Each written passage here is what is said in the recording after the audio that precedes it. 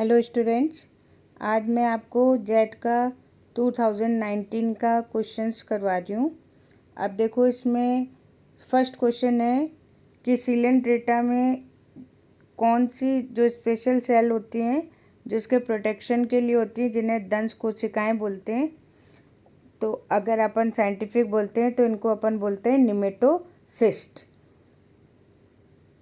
उसके बाद में अपने पास में सेकंड है कि बाजरे की हरित बाली यानी ग्रीन ईयर जो डिजीज़ है वो किससे होती है, तो उसका पैथोजन है स्क्लेरोस्पोरा ग्रेमिनिकोला। फिर नेक्स्ट है, निम्न में से कौन सा जैविक नियंत्रण कारक है यानी बायो कंट्रोलर फैक्टर, तो ये आपका आएगा थायोबेंडोजोल। फिर उसके बाद में है नेक्स्ट कि रिसिनेस कम्युनिक किसका बॉटनिकल नेम है, तो ये होता है अरंडी, जिसे अपन बोलते हैं कैस्टर।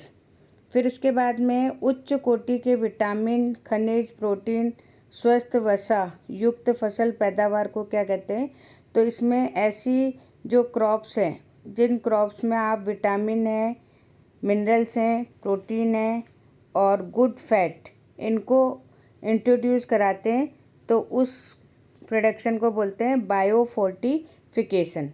फिर उसके बाद में पुनर्योगज प्रौद्योगिकी द्वारा यानी रिकॉम्बिनेंट या बायोटेक्नोलॉजी में सबसे पहला हमने जो प्रोडक्शन बनाया था वो किसका बनाया था, मानव इंसुलिन, जिसे अपन ह्यूमिलिन कहते हैं, आर्टिफिशियली इसको तैयार किया था।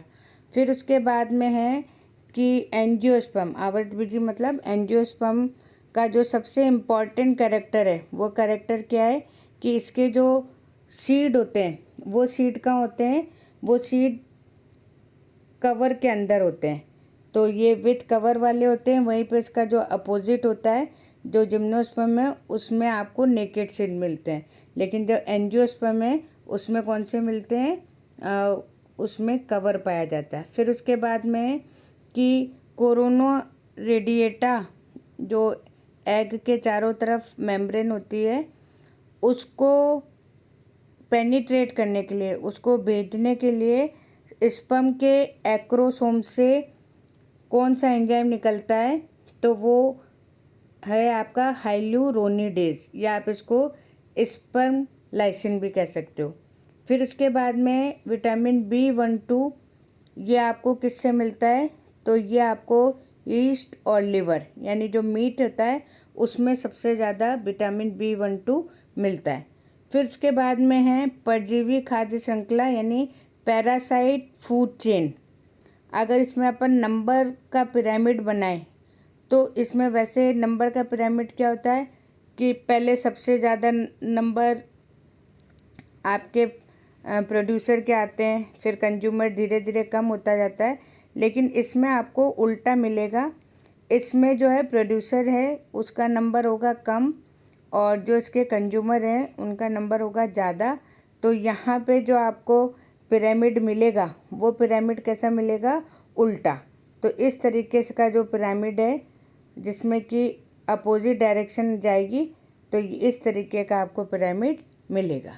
फिर उसके बाद में कि मेल रिप्रोडक्टिव नर जनन तंत्र यानी मेल रिप्रोडक्टिव में जो मेल सेक्स हार्मोन्स हैं उनके सिक्रीशन को कौन कंट्रोल करता है यानी स्त्रवण का नियंत्रण कौन करता है, तो ये आपका है फॉलिकल स्टिमुलेट हार्मोन यानी कि FSH।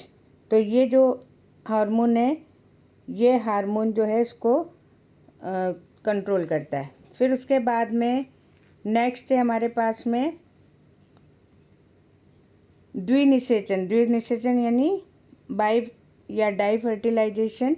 अब इसमें देखो, एक तो दो मेल गैमेट बनते हैं, एक तो एग से जुड़ता है तो उसे तो अपन बोलते हैं गैमेट फ्यूजन, और जब मेल गैमेट सेंट्रल न्यूक्लियस से जुड़ता है तो उसे अपन बोलते हैं ट्रिपल फ्यूजन।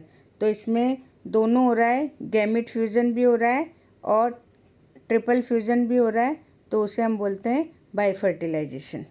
फिर उसके बाद में है कोशिकाओं के RNA का मुख्य भाग इनमें कहाँ पाया जाता है, यानी RNA आपको सेल के अंदर सबसे ज़्यादा कहाँ मिलेगा, तो वो आपका मिलेगा न्यूक्लियोलस में, क्योंकि वहीं पर ये बनता है। फिर उसके बाद में इच माइट, ये एक पैरासाइट है जो ह्यूमंस में होता है, और स्कैबीज जो डिजीज़ होती है उसका ये पैथोजन होता है। तो ये इसकी जो स्पीसीज होती है वो कौन सी है, सार्कोटिप्स।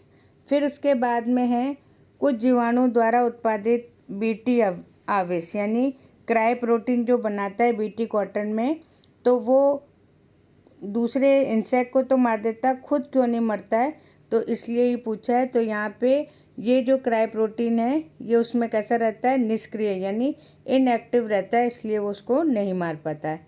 फिर उसके बाद में नर कॉकरोच यानी मेल और फीमेल कॉकरोच में कौन सा डिफरेंस है, तो जो मेल है उसमें 1 पेयर एनल स्टाइल मिलती है। फिर उसके बाद में केंचुए में, अर्थवर्म में जो टिफ्लोसोल है वो कौन से सेगमेंट में मिलती है, तो वो होती है 26 से 24 अपोजिट डायरेक्शन में जाती है। फिर उसके बाद में खपरा बीटल, ट्रोगोडर्मा, अब इसके लाइफ साइकिल में सबसे ज़्यादा जो है हार्म पहुंचाती है। तो आप किसी भी इंसेक्ट है उसकी जो लार्वा स्टेज है वही सबसे ज़्यादा हार्मफुल होती है। फिर उसके बाद में एम्फीबिया, उभयचर मतलब एम्फीबिया का सबसे इम्पॉर्टेंट है, तो इसमें है, इसमें हृदय जो है हर्ट, उसमें आपको एक तो ऑरिकल मिलेगा और एक आपको वेंट्रिकल मिलेगा, तो ये इसका इम्पॉर्टेंट है। फिर उसके बाद में राजस्थान में पाए जाने वाले वन यानी फॉरेस्ट कैसे होंगे, तो वो आपको कैसे मिलेंगे, ड्राई, या जिसको आप एरिड फॉरेस्ट भी कह सकते हो। फिर उसके बाद में रासायनिक कीटनाशी यानी किसी भी केमिकल इंसेक्टिसाइड की जो टॉक्सिसिटी है उसके लिए हमारे पास में कौन सा जो है मेजरमेंट होता है, तो वो होता है मीडियम लीथल डोज LD50। फिर उसके बाद में जैव उर्वरक, इसमें से कौन से हैं पूरा, तो कुछ बैक्टीरिया होते हैं, एल्गी होती है और साइनोबैक्टीरिया होते हैं, तो ये कॉम्बिनेशन है, ये आपको बायो फर्टिलाइज़र में मिलेगा। नेक्स्ट हमारे पास में है ग्रीन हाउस गैसेस, तो इसमें आपको बतानी है कि सबसे सही कौन सा है, तो कार्बन डाइऑक्साइड है, मेथेन है, नाइट्रस ऑक्साइड है और CFC, तो ये सब जो है ग्रीन हाउस इफेक्ट करती हैं। फिर उसके बाद में केंद्र पीतकी यानी कि सेंट्रल जो है योग किस में आपको मिलता है, तो वो मिलता है इंसेक्ट के एग में। फिर उसके बाद में है जो रिकॉम्बिनेंट DNA है उसके अंदर हम किस एंजाइम को मॉलिक्यूलर सीजर बोलते हैं, तो वो है रिस्ट्रिक्शन एंजाइम। फिर उसके बाद में है निम्न में से कौन से पादपों में जीन स्थानांतरण की विधि नहीं है, तो यहाँ पर जो है हम सबसे इम्पोर्टेंट चीज़ है कि हम इलेक्ट्रोपोरेशन भी करते हैं, हम जो है इसको कैप्सुलीकरण इसके थ्रू भी आप कर सकते हो, ठीक है। इसमें जो है आपका माइक्रो इंजेक्शन नहीं होगा, क्योंकि माइक्रो इंजेक्शन में हम यूज़ करते हैं किसको, अधिकतर जो एनिमल सेल है उसके लिए यूज़ करते हैं, तो इसमें जो एनिमल वाली है आपकी वो उसके लिए माइक्रो इंजेक्शन है, तो इसमें इम्पॉर्टेंट आपका कौन सा हो जाएगा, माइक्रो इंजेक्शन, ठीक है। आंसर इसका क्या होगा, माइक्रो इंजेक्शन। फिर उसके बाद में मधुमक्खी पालन यानी मधुमक्खी को हम किसके लिए सबसे ज़्यादा पालते हैं, तो वो किसके लिए करते हैं, हनी प्रोडक्शन के लिए। नेक्स्ट है हमारे पास में पादप उत्तक संवर्धन यानी प्लांट टिश्यू में हम स्टेरिलाइजेशन के लिए कौन सा एपरेटस यूज़ करते हैं, तो वो होता है ऑटोक्लेव, जो एक बड़ा सा होता है, उसके लिए हम इसको यूज़ करते हैं। उसके बाद में रोगजनक द्वारा उत्पन्न यानी कि जो प्लांट्स एक से दूसरे उसमें फैलते हैं, तो उसे हम क्या बोलते हैं, इन्फेक्शियस डिजीज़ या संक्रामक रोग। फिर उसके बाद में मोटा अनाज यानी जितने भी आपको सीरियल्स हैं वो किस फैमिली में मिलते हैं, तो वो किस में हो गई, पोएसी में। फिर उसके बाद में पर्यावरण की दृष्टि से सुरक्षित और प्रभावी कीट नियंत्रण यानी कि अगर हम एनवायरनमेंट को देखें तो सबसे जो है इम्पॉर्टेंट या प्रोटेक्टिव जो है इंसेक्ट कंट्रोल कौन सा है, उसमें आपका आएगा कल्चरल, यानी कि कल्चरल एक्टिविटी से आप ये काम कर सकते हो। फिर उसके बाद में कि क्रिया में चूषण बल यानी सक्सेशन बल है जो असेट और सेफ्ट को इफेक्ट करता है, तो वह है अवशोषण, यानी जितना रूट एब्जॉर्ब करेगी उसी से उसमें टेंशन बढ़ेगा। फिर है ब्लड क्लॉटिंग, रक्त स्कंदन है, उसमें सबसे इम्पोर्टेंट कौन सा है, तो वो हो गया आपका कैल्शियम आयन। फिर उसके बाद में इसमें से आपको सही पेयर देखना है, तो इसमें सही है आपका ऑक्सिन जो एपिकल डोमिनेंस को इफ़ेक्ट करता है। नेक्स्ट अपने पास में है कि इनके प्रयोग से ऑटोमोबाइल निकास में उत्सर्जित, यानी जो ऑटोमोबाइल्स होते हैं वो कार्बन मोनोऑक्साइड निकालते हैं, तो उसको सही करने के लिए हम एक एपरेटस यूज करते हैं ऑटोमोबाइल में, और उसे हम बोलते हैं कैटेलिटिक कन्वर्टर, जो कार्बन मोनोऑक्साइड को कार्बन डाइऑक्साइड में चेंज करता है। उसके बाद में जेंथोमोनास कंपेस्ट्रिस, ये इसके लिए आपका हो गया सिट्रस कैंकर में ये यूज़ होता है। फिर उसके बाद में है सर्पगंधा, तो इसकी जो रूट है उस रूट को हम मेडिसिनल यूज़ में करते हैं, तो इसका एग्जांपल हो गया रूट। फिर उसके बाद में है कि एनिमल का जो क्लासिफिकेशन है वो उस बेस्ड हम किस में करते हैं, तो इसमें आपका आ गया ऑर्गेनाइजेशन हो गया।